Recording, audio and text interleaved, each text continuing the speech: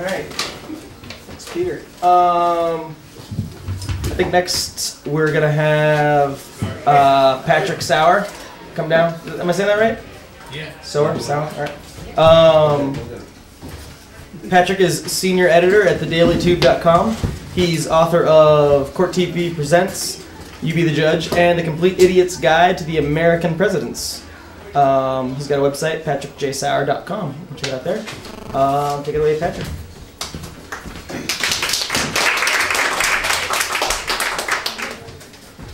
Hold on a sec. I think we're waiting for something.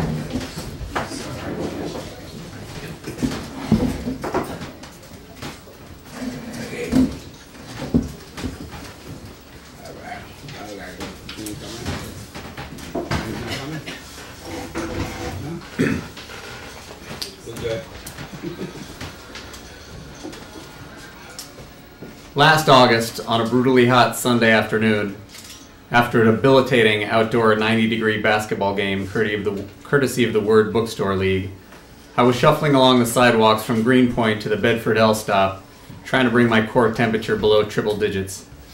Needing a respite, I stopped to watch a softball game on a playground diamond across from McCarran Park proper, and was sucked in by the raucous antics of a team clearly trying to live up to its name, the Haters. I was captivated by the team's heart and soul, Colin, a profane ball of sweat, energy, and fury. From deep in center field, Colin implored his fellow haters, "You guys fucking disgust me. Would somebody please make a fucking play?" I positioned myself behind the fence between home and first, right behind the haters' dugout. Across the diamond was a team I'll call the Lovers. They had matching team shirts and caps, hipster facial hair, Nike gear, a handful of females, fans in their vintage sundress with oversized sunglasses and a sleeve full of colorful ink, and a sense of joie de vivre and decorum. The Lovers look like Billy Berg, at least the Pete's Candy Store version of it. The Haters are a different breed. They aren't white collar. They might not even be blue collar. They're a collection of what used to be known as working guys. Thick with outer borough accents, reeking of last night's beer and this afternoon's salty recovery. They were a team of Tommies, Paulies, Johnnies, Sals, Hectors, and Miguels. A team that smoked Newports on the bench and broke out the Coronas with the first pitch. The Haters didn't match. Some had jerseys. Others wore muscle tees or homemade tank tops, and one Latino dude in loud orange leggings had a beef with the 350-pound ump enforcing the ASA rule that a shirt had to be worn in the first place. Some had haters on their front, others had Hater Nation on their back, and a number of them had no outward team affiliation at all. They don't have ink, or tats, or skin art. They have tattoos. One large laconic man, El Jefe perhaps, sports a large gray replica of the Twin Towers encircled in clouds on his left leg, as dark as gray as the canyon dust itself. This isn't "we're here to have fun" softball played in Central Park. Hell, it isn't even the competitive suburban bust-your-ass leagues where guys ultimately laugh it off after a few post-game beer, cold ones. This is scraggly, urban softball, played not on soothing grass and dirt, but on hard baking asphalt where joints go to die. For the Haters, it wasn't softball. It was blood sport. An extra ump biding time as a spectator informed me that it was 7-1 as the Haters got their third out. He said this was the playoffs. Whichever team won the best of three that afternoon moved on. Considering the palpable tension surrounding the Haters, I asked if they were about to be eliminated. "No, it's only the first game," the ump said. "Oh, they're awfully fired up," I replied. "Yeah, that's what they do." And I said, "So what time's the next game start?" "I don't know, not for a while, it's only the second inning."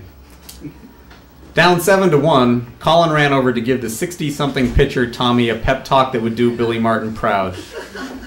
"If you walk one more fucking batter, I will take your old wooden bat and shove it so far up your ass you'll be shitting splinters for a week."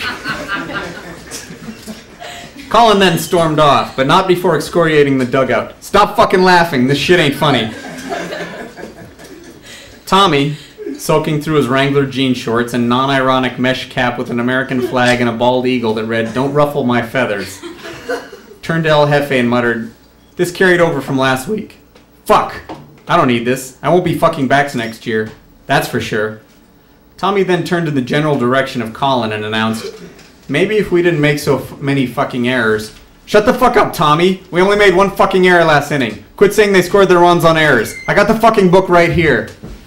From the dugout came a burst of expletives out of the roaring mouth of a stocky woman doing the hot-blooded Latino stereotype no favors. The haters' official scorekeeper, she wasn't about to have her rulings questioned.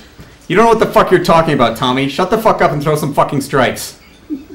By the time the exchange was over, the haters were done at bat. In the third, the haters misplayed a few more balls. I'm not labeling them mishap errors without hearing from the official scorer, which gave the Lovers a 10-1 lead. This led to Colin spiking his mitt on the ground, kicking it, throwing his arms up in the air, turning his back to the rest of the team, and then getting into a shouting match, with a guy playing in another softball game taking place on the other side of the park. Mercifully, the inning ended. Colin began his pep talk while still running in from the outfield. You all fucking know my mouth. Everybody in this league knows my fucking mouth. When I yell and scream, it's not because I'm an asshole, it's because I fucking care. I care about this fucking team and I care about winning. So let's fucking start hitting and win this fucking game. The haters were making the 77 Yankees look like the 99 Women's World Cup soccer champions. Colin's motivation wasn't strictly verbal. He offered the skinny young kid at second base a gift if he got a hit. It appeared to be a free coupon to a neighborhood titty bar.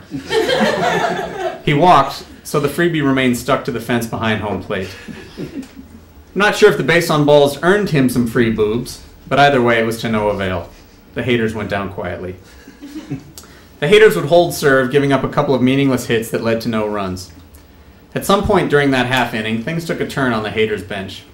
A random guy whom I hadn't noticed up to this point, a dead ringer for Joe the plumber 20 years from now, stood up and got into an argument with the scorekeeper. She, of course, told him, "Fuck you, get the fuck off our bench." He obliged, but not before he started screaming at one of the haters in the game. Joe the plumber was incensed at the shortstop and wanted everyone to know it. What set him off remains a mystery, but unlike Colin, Joe the plumber was angry with more than the haters' bumbling softball effort. "You're a fucking disgrace, you're a fucking cokehead, fuck you, fuck you!" As Joe the plumber made his way down the first baseline, headed to the cooler out by the street, El Jefe tried calming him down. "That's your son, man. That's your fucking son. You gonna air all your fucking family business out there in front of these people?" It didn't take. Joe the plumber just got louder. "He fucking stole $2,500 from my ex-wife. He's a fucking disgrace. You're a cokehead. You're no good. You ruin everyone's fucking life." By this point, the shortstop was fuming.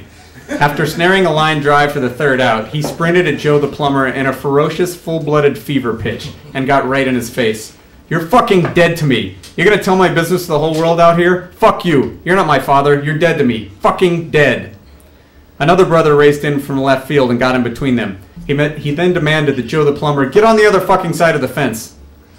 Joe the plumber ended up taking his complaints to a neighborhood friend watching the haters near where I stood.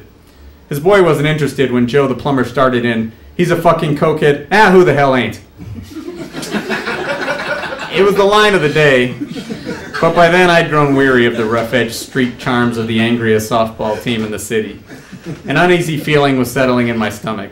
Maybe it was a sun-induced mirage, but I saw the combination of hot tempers, the 100-degree heat index, aluminum bats, free-flowing beers, possible cocaine usage, testosterone, a playoff loss, and a father-son meltdown turning into some violent mismatch of Death of a Salesman, The Warriors, and Do the Right Thing.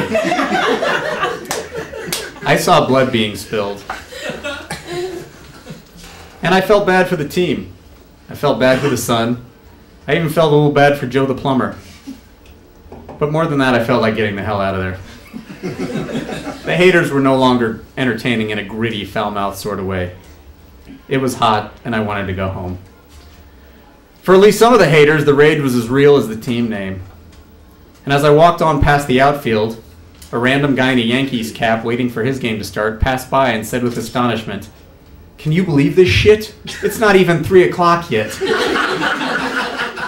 I had no idea why that was the witching hour, but no way was I going to find out.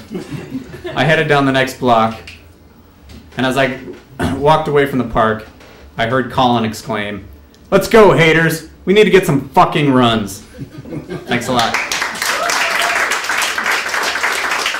And I think, as you've probably gathered, we have a number of the haters who have showed up today. That is El Jefe. His name is actually Frankie. How you doing? That is the hot-blooded Latino scorekeeper. That's his wife, Nancy. That's Colin, who's very quiet today. That's shortstop. And I did not get your name or what the other name? Miguel. Miguel? It's one of the Miguels. And that's just a hater fan. And the number one fan.